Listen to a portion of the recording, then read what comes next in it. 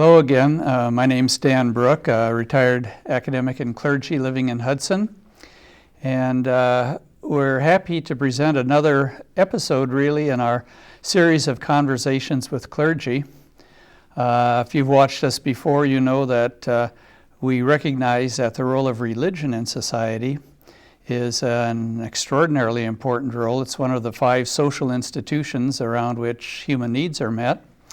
And in this day and time, if you watch the public airwaves, probably politics and economics predominate, with lesser attention to things like education and religion, for example, and even family to some degree. But we're the religion aspect of a social institution. And as a part of that institution, most aspects of it finally are defined in terms of the role of the professional clergy. So that often in a small town or any size town or any community that serves parishes, the parish tends to be identified in large part by the visibility and the reputation of its leaders, usually a pastor. And so we recognize that role. It's not always an easy role, often it isn't. But today we have the honor of interviewing another clergy from Hudson, Stephanie Anthony, who's pastor at First Presbyterian Church. And without further babbling on my part, we'll start a conversation with her and welcome you to this little conversation, Stephanie. Thanks. I wonder if you could just start the conversation with how in the world a young woman who was born and raised in part in Maryland and for much of it moved to Florida and really had an interest in biology as well as religion, finally decided to become a pastor. Sure. Well, I grew up, for the most part, like you said, in Florida. We moved, my family there moved when I was about 7 years old, so second grade, and found myself in a church community, not so much because my family was very active in a church community, but I started spending the night at a friend's house, and her family went to worship or to Sunday school on Sunday mornings.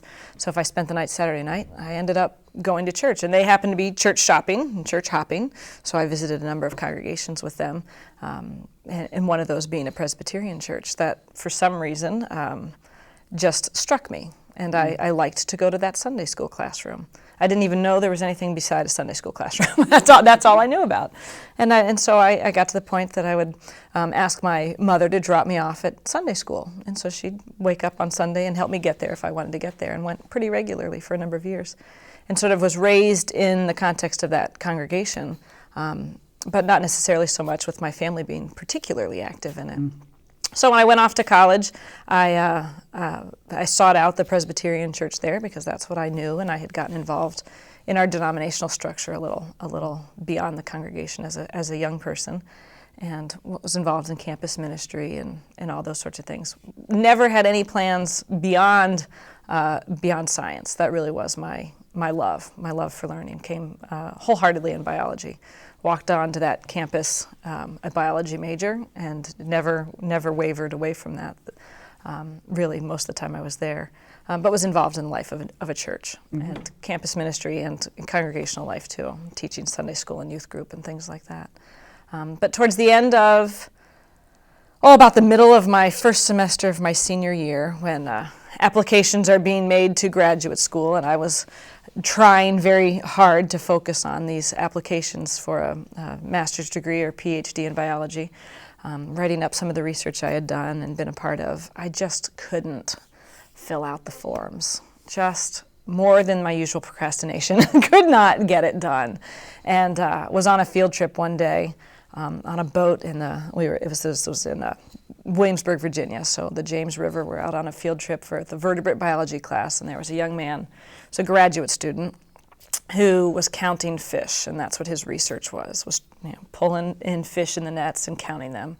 And he was thrilled with this job, and he loved it. And we were on this field trip for 4 boring hours watching this young man count fish and measure them. And that was the whole thing. But he was in love. And I started to think on the back of that boat, oh my gosh, what could I do that I would talk about so passionately that it would bore other people, although that's not really my goal in life now, but at the time, what could I talk about for 4 hours? Because I like this microbiology, but I don't think I could talk about it for 4 hours.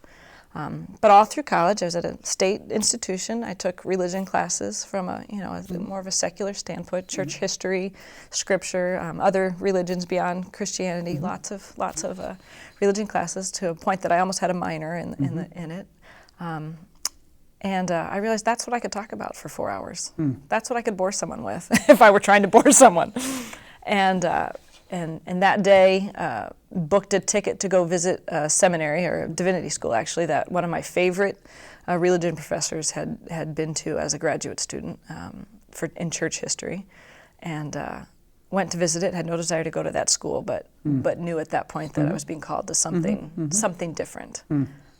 And I feel like God sort of eased me into it. I was looking at medical mission type things where I could kind of blend this love of science and faith, and eventually worked on a little bit of a public health degree while I was in seminary, thinking maybe there's some medical missionary work that I could be a part of. And then sort of eased into parish ministry idea. Finally, by the time I was almost ready to graduate, I was ready to go into a church and do things on the ground. Now, where did you go for undergraduate study? I was at the College of William and Mary. Is that a state school? It is. It's a Virginia state school. Is that right? Yeah. Old one, right? Yeah. Oh, yeah. And why did you pick that originally? I knew that I was ready to get out of Florida, culturally, geographically, climate. I can't stand. And so I was looking other places.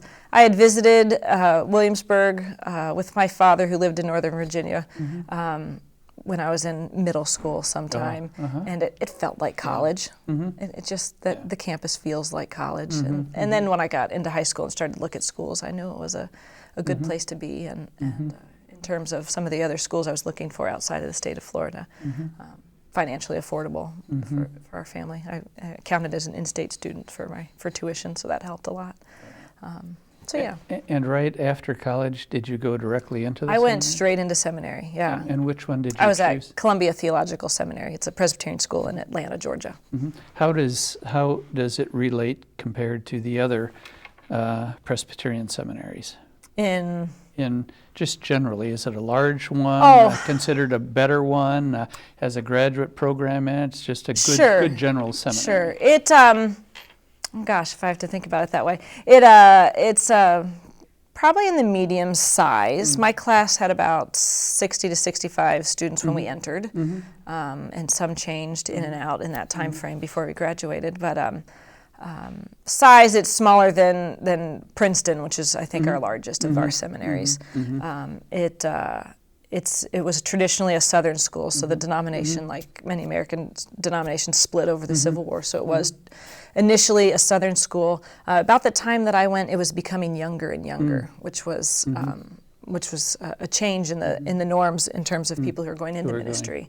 When I started, there were 4 of us who came straight out of college. I mean, had just graduated that May, and we started in July. And the next year, I think there were 12 or 15. And then the year after that, they were up to 20 to 30. Prior to that, it was second career kind of people? Almost all second career. Is that right? Very, very second career oriented. And some of those are early second careers, people in their early 30s.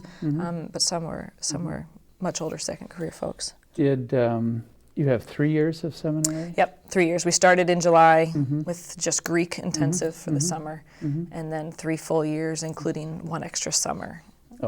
And what do you do about an internship, or do you not do or is that a part of the 3 years? It's a part of the school requirements, not necessarily the denominational. So the denomination and the school kind of have 2 separate requirements, although I can't imagine any presbytery, one of our local governing bodies, allowing somebody to be ordained without an internship. It's run as a part of the school's requirements. And my school required 1 congregational internship that could either be full-time over the summer or part-time over a school year. And when I started seminary, I was not thinking towards parish ministry, really serving a congregation. I was thinking more internationally. They allowed me to do my congregational internship in Kenya. Really? So ordinarily they used that for students that had already done an American internship or had some other church experience. But since I was declaring that I wasn't going to be in a church, they said, well, fine, then you can do this since your interest is going to be in these kinds of ministries. So I spent the summer of 2000 in Ngesha Parish, which is kind of northwest of Nairobi, about I know it in time more than distance, but that doesn't mean much in our parts. But it was probably about a 50-mile drive north of Nairobi, serving alongside a pastor who we had 7 congregations in our parish, one that was English speaking and Swahili and Kikuyu, the language of that particular area, and then others that were ranged to way out. Accessible only by foot and really far out in the bush a little bit more. Good experience? Fantastic experience. Yeah. So how do you feel about what's going on in Nairobi right now? Yeah, I'm still in contact with some of the folks. There's one young man who lived kind of nearby that I was a good friend of while I served there, that we have stayed in contact since then for 13 years. He works at a university, so he has email access. But since then, I've been in contact they have a Facebook page for the young adult group, and so I connect there and kind of stay in contact. And I actually wrote to them on Sunday to offer up my prayers and my thoughts for what was going on, and asked if they would contribute a prayer for our congregation this week, how they are praying for what's going on and how that's going.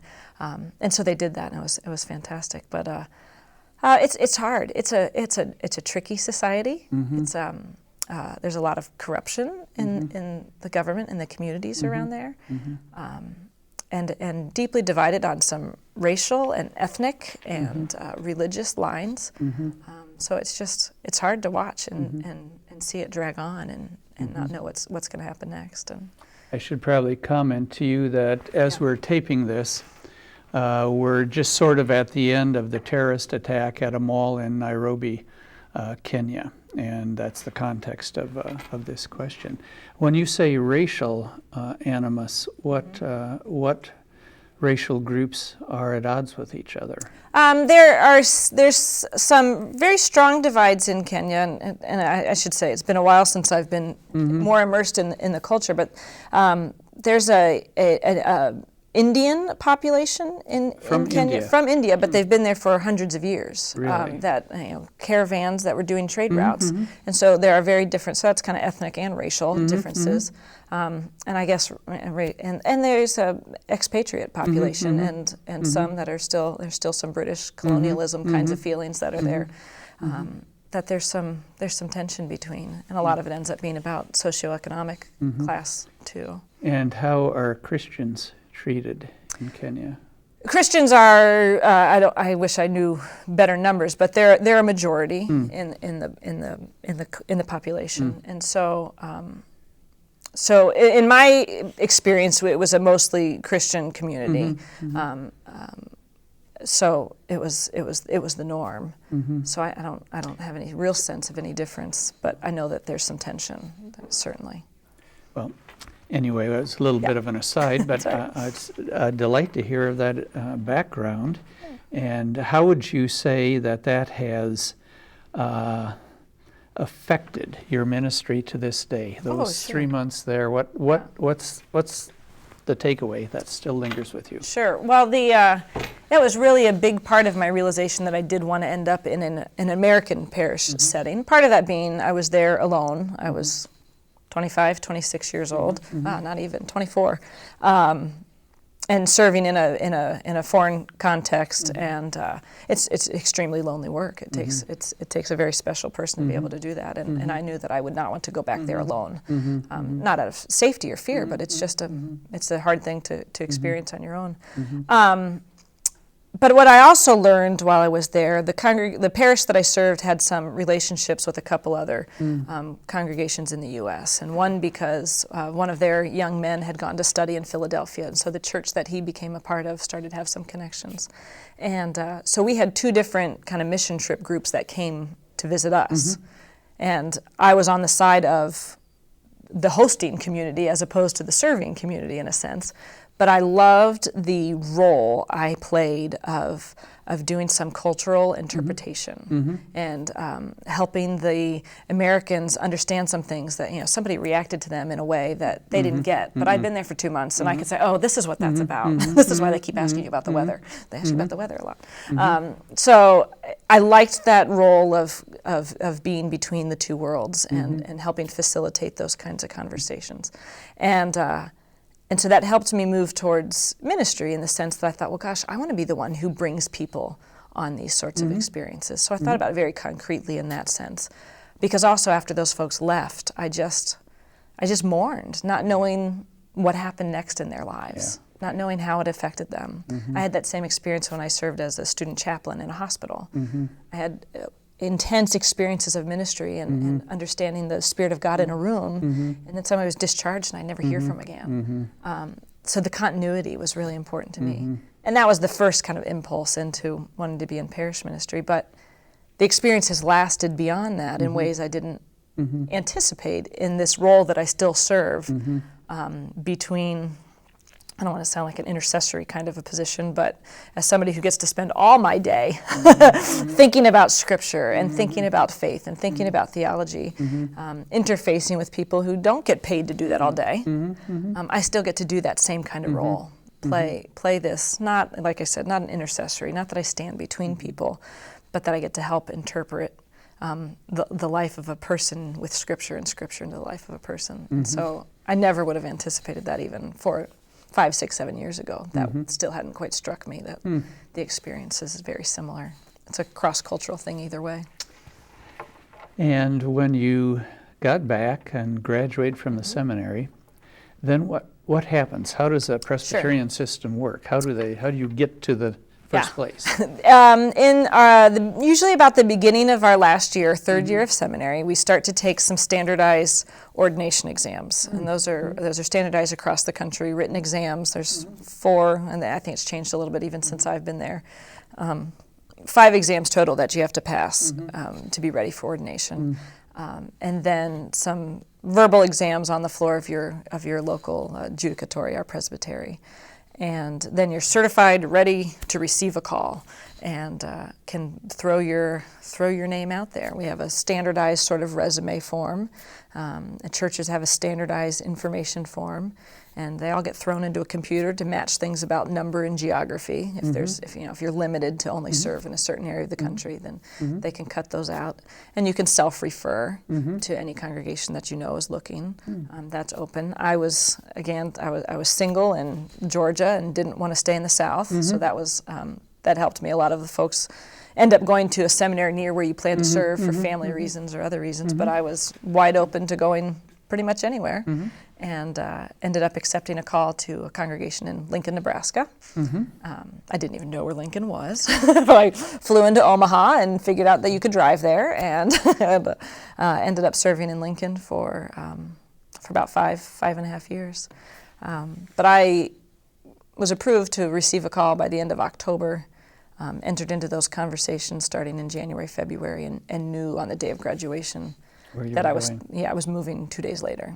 Some folks it takes longer. I mean, it just depends on what you're looking for and what your skill set is, and what the call ends up being. So how long did it take you to sort of get sucked into the University of Nebraska football?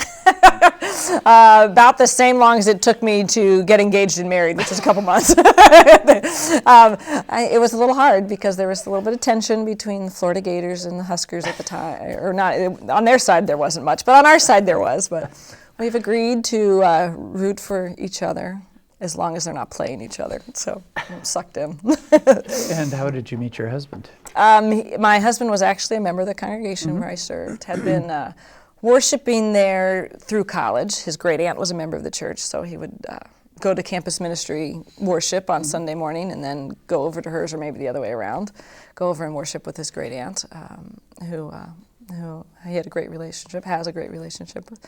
And so he was a member at the church and sort of got introduced and walked that line very carefully for a while. But we did meet immediately, and were married about a year after I was serving there. So. Is he from Nebraska? Yeah, born and raised in central Nebraska. What town? Lexington. Oh, yeah. between about. Nice little town, Yeah, yeah. It's a good place. And he likes Hudson? Yeah, yeah, Good. he does. Yeah, we couldn't go anywhere that we weren't both going to be happy, so. Yeah. But yeah, he loves it. And why did you decide to leave Lincoln, which is actually a fairly large cosmopolitan area for the Midwest? Yeah, and especially as it blends more and more with Omaha, it gets even more busy. I had been there about 5 years. I had started to sense that the things that I was called there to do were done, or as done as they were going to get with me in place. The congregation was also starting to struggle financially in some ways, and so they were coming to the realization about the time that I was already kind of making my way of looking other places, that they were going to need to end one of their staff positions, and they had quite a few staff positions, 2 pastors, but other non-ordained staff. So I spoke with them about, we can work together on this, and it doesn't have to be hard for everyone. And I can make my exit and help you save a little money and move on in my call. So we did that. What does your spouse do now? Phil is a research economist, and he worked in Lincoln, as he does here in the Department of Revenue at the state capitol. So he's in St. Paul and does revenue forecasting and sort of the research side of things and policy analysis for tax policies. Is he a typical numbers guy, kind of quiet and Yes. is he? Yeah, that fits. So in your case, did God work out the complementary thing, where each of you sort of filled the space of the other? Probably. Sometimes I fill up too much space, but yeah, there's some of that. That's great. Yeah. But he likes it here, and the commute's not too bad. Oh no, and he's there. He works good hours that he can get in and out. Now here's a question. I hope it's not sexist. You tell me if it is. So you have 3 children? Were they all born here, by the way? No, only our youngest was born here. The other two were born in Lincoln. Yep. How old were they when you got here? How long you been here? What, 5 Been years? here 6 years in 6 years? January. Wow. Coming up in 6. So when we moved, William was 6 months and Caroline was 2.5. Oh yeah. And So you just had a baby. yeah, didn't you? well, she's 3 now, but yeah. So she was born here in Hudson. The youngest, Margaret, was 3 now, and she was born in Hudson. So how do you juggle all the responsibilities? And do you think it's harder for a female than a male to be a Presbyterian preacher? I have this conversation a lot. I think it depends a whole lot on the congregation itself and even the expectations within the marriage. But I like to say that Phil has the steady job. He doesn't. Well, he probably takes homework with him in his mind, but he doesn't have. When he's out, he's out. He's a state employee. He doesn't get to do overtime. So he's got the hours we can count on for the most part. I have the crazy hours that can be all over the map, and so he is home when the kids get home from school Monday, Tuesday. I'm home when the kids get home Wednesday, and Friday's my day off, so I'm there.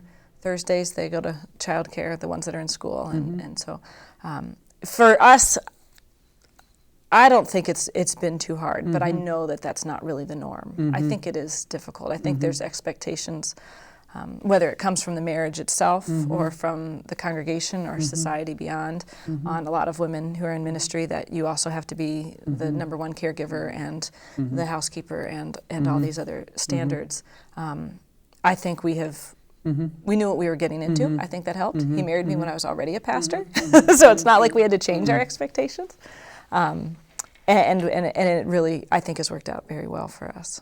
But I know that that's not the experience that I hear other sisters in ministry talking about.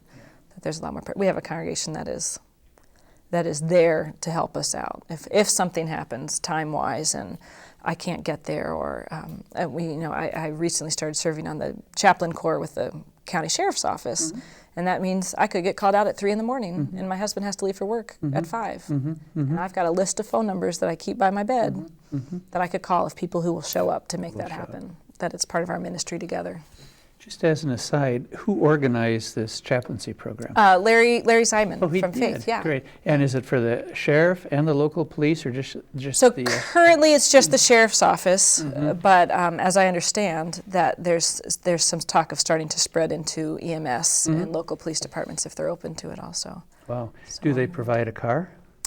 No, that would be So fun. yeah, it would be. No, And, no. and you're on call how often? We're How many on of you are call. there? There's 5 of us right now for the whole county, and we're on call about every 5 weeks. We sort of book out 2 or 3 months at a time and pick the number of weeks that fit us. And we're on call for a week at a time. We try to do ride-alongs in that time frame, or at least every other time frame, every other time we're on call, and then get called to various concerns that come up in the county as they're needed. And who gave you the training, and where did you get it? Larry, I think, was the one who found it, or maybe one of the police officers, but Minnesota has a group called MESCA, Minnesota Emergency Services Chaplain Association, and they do a phenomenal training. I went to the training and said, even if I never get to serve in our community, that was worth the 3 days. It was a fantastic training. Yeah. And that group really formed after the bridge collapse. When they different people were trying to respond in different ways, and how are we going to standardize who gets to help on the scene and kind of control some of that. And so they have a lot of great experience and knowledge. Now, looking ahead 20 years, your children will be married, maybe out of school, and you'll be somewhat more mature. Where do you hope to? I hope not too much. Just where do you hope to be? Oh gosh, 20 years. I don't know. My husband's family farms in central Nebraska, Oh, do they? and if anyone in the family takes that over from his father, it will be us. And Is so that there's right? he's the only sibling who's really that interested in doing it He full likes time. farming. Yeah. He grew up on the farm. Grew up, the oldest of the 3, so did a lot of work on the farm. Is that right? It was a beef operation at the time, and now it's all crop. It's just all agriculture. If anyone does it, it'll be us. Is that right? And how does that appeal to you? It's a whole different world than I have ever imagined, but he knew what he was getting into when he married me, and I knew what I was getting into. I like the ideas of it in a number of ways. It'll be a whole new world when and if it happens. But it's a different place. It'll be a different thing. But I look forward to the possibility of it. We'll see if it happens. Your kids like going to They the farm? do. They like going to places. My parents are in Florida and do a much more urban kind of cosmopolitan sort of life, and then they go to Nebraska and have an entirely different. Caroline loves learning to sew. She told me she knew how to use a serger, and I didn't even know what a serger was. That's what she did this summer when she was there. Yeah. I said, fine, enjoy that. You won't get help at home. I can't do that. Yeah. William will spend an entire day riding the trucks and the tractors and the semis with Grandpa. All day. Loves it. And he thinks he knows it. He's 6, and he thinks he knows everything that's going on that farm, and will participate in the discussions like he has a clue. Maybe he does. I don't know. That's great. If we talk about elevators, he says, the people elevator or the food elevator, Mom? I'm like, we're going to go on the people one in this restaurant. That's good. Well, knows- there's he nothing knows like a his lingo. 6-year-old to keep you humble. You Yeah, know? right. He knows his lingo. He tries it out. And a local parish, what is your hope for it, would you say, in the next 5 or 10 years?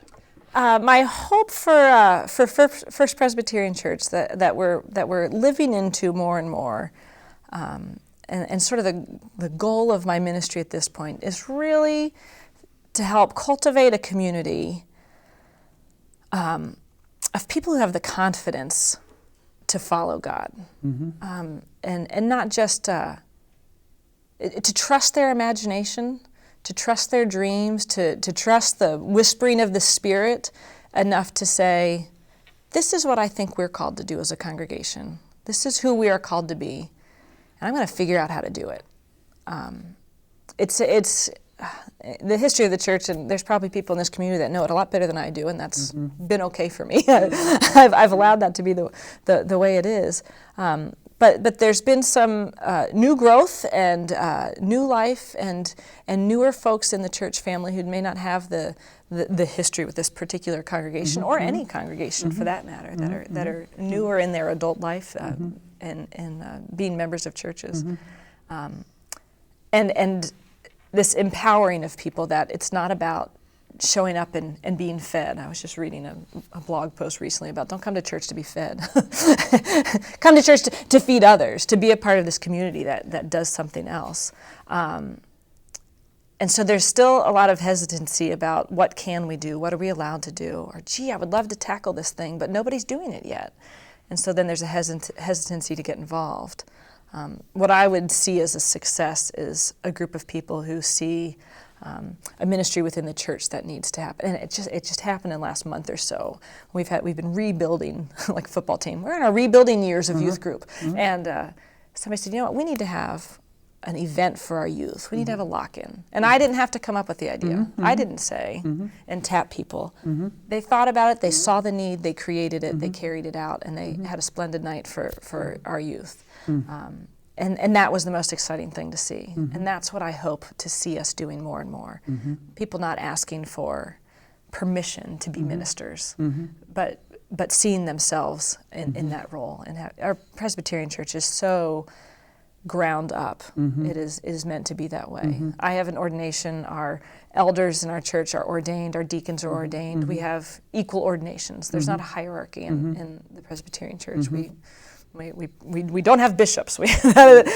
Groups decide everything, and I'm a leader because of the role that I have, but not because of any power that I have or status. In fact, the only thing I can choose as a Presbyterian minister, that the rights that are given to me by our Constitution is to choose the scripture that I preach on Sunday morning, to actually write that sermon myself. I have that authority, and the hymns that we sing. Everything else that I have any authority over is because the church has given it to me. It's not a right of my ordination. I don't have any of those. Yeah. It is the local congregation that is designed to be the ministers. Yeah. And so teaching folks some of our own understanding, who we are as Presbyterians who weren't raised with that, or even those who were that hadn't seen it played out a number of years, to the point that people own this, that it's not Stephanie's ministry or even necessarily just the church's ministry, but that they have their own ministry is certainly one of my goals. You know, I'm a sociologist, and our biggest struggle, or mine when I became a pastor, was to differentiate between role and status, and to convince the people that we're called to serve that status has no place in the Christian church, which is a rank ordering of people. You know, in the Christian church, we're all the same. And but we have different roles. But just because you have this role and somebody else has this doesn't mean they're any different. And that is so embedded in our Presbyterian theology. That, I mean, that's what we say. Making that a reality is a little the different. problem. I mean, it's embedded in I think many at least the non-Episcopal. I imagine it is. And so it's a stinker.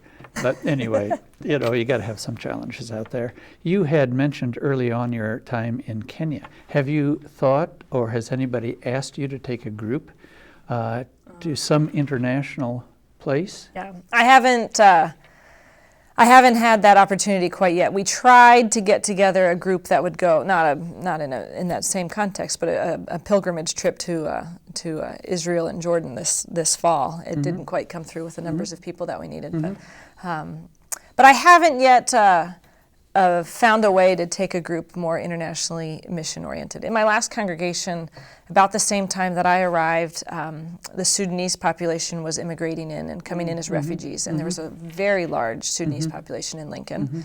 And they literally showed up on the doorsteps of the Presbyterian Church and said, we're Presbyterian because you guys came to us. And here we are. We're your people. You're our people. And so it was a very difficult struggle culturally and trying to figure out how to make that work. But as I thought, as I was interviewing there and as I was called to that place, that there might be some chances for international mission opportunity there. But it was so it wasn't developing in the time frame that I was there. It was a lot more groundwork. We have a tendency, in different Presbyterian churches that do it different ways, but I had some experience in the mission agencies of our denomination even before Kenya, that we have definitely moved towards an understanding of mission that we empower the people who are there. We empower the churches that exist, and so the role of one and done kinds of mission trips I struggle with a little bit. In as a denomination, we support and encourage partnerships that are lasting for years, and even in the first 3 or 4 years of that relationship, they don't encourage folks to go and do, but just to be in prayer and in conversation with each other. I'm drawn to that. I'm also have this sense of, but gosh, there can be really life-changing things that happen when people go for a week and come back. I struggle back and forth with that, so we haven't gone anywhere yet. Yeah, that's a hard one because, as having lived in a culture for months rather than days, it makes quite a difference. And it even sure does. even years if you live in a place. I mean, the nuances of any culture are so ingrained in the people who are born there, but for the rest of us, we remain dummies for a long time. Liz and I used to call it a stupid tax that we pay all the time. Right, that's very true. Well, is there anything you would like the people that we're talking to today to know about you that I haven't harassed you about already? Oh gosh, I don't know. It's exciting to be in ministry here in Hudson.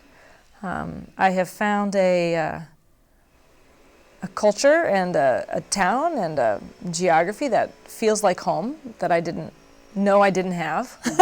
I felt a little like a wanderer in Florida. Nebraska felt a little bit more home, and just there's something about the sense of this place that I really love. And it's interesting to be in a place where I feel home, but also know that I'm not. I haven't been here. I'm not one of the families. There's a sense of being a little bit on the outside that I like in terms of analyzing and understanding a culture. I can get from the outside a little bit, but we love it here, and I like being in ministry here. It's been fun to be a part of a congregation that is it's diverse in a number of ways. We've got folks who think on a lot of different spectrums that all are in the same place, and I'm pretty proud of that. I think we may have gotten there by choosing not to talk about some of those things that are diverse, and I hope to be moving that a little bit more, and let's be in this community together, despite the fact that we know what everybody thinks on different topics, and so that's been fun, move in that direction a little bit. There's nothing wrong with operating under a truce from time to time. And that there may have been some sense of that even in the congregation's history, but we've developed a lot of good relationships, and there's people who love each other a great deal, and I think we can move into some of those places that are shadier for Midwesterners to talk about in public, and try to see where that goes. Takes time. Yeah. Well, we're delighted you're here. I'm very grateful that you've been so kind as I've been thank sitting you. here and asking you all sorts of questions right off the top of my head that you didn't know anything about. And I think your grace and charm are wonderful attributes to ministry, and we thank God for placing you here. Thank you. So Me have too. a great weekend, and we'll talk again soon, I hope. Thanks. Yes, we will. And thanks to all of you, and we'll see you again too.